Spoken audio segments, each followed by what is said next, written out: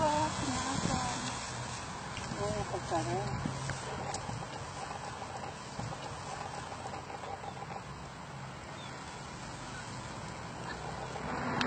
ขอบใจเลยว่านั่นดีมีน้องเป็นกำลังใจที่มีญาติน้องสิอยู่จนตายไอ้ตลอดไปน้องบอกว่ามันเป็นคนแบบนี้น้องสิไม่ได้มันตลอดแบบนี้ไอ้เด้อเขาเป็นใหญ่ที่เพียงใครน้องให้น้องเขาดูด้วยไม่ใช่ไปเดินกันหรอกไม่มีกำลังน้องจะตายให้กับข้าขัดใจนะน้องสัญญากับไอ้ในเมืองว่าไปอยู่ในเมืองเจ้าผู้รอผู้ว่าได้น้องจะไปเป็นกับใคร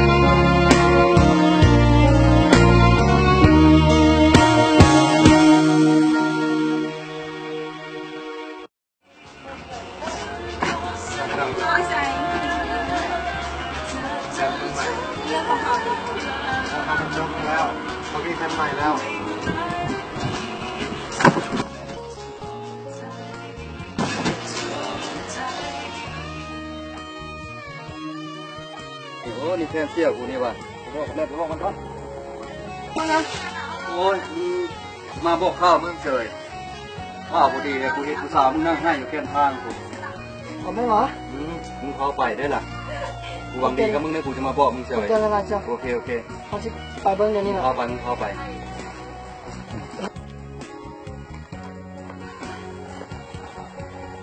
เขาเป็นยัง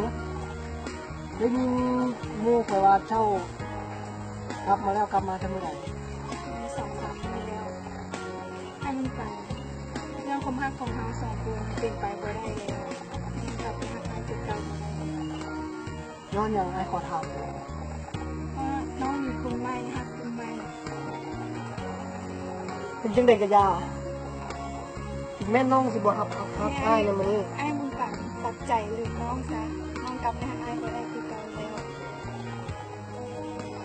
แต่ว่าถึงจังเด็กกะตามอ้ายเลิกหักน้องได้ยังอ้ายจะหักน้องไปฮอดมือตายไอ้มันตายไปกับใจดวงนี้ที่หักเจ้า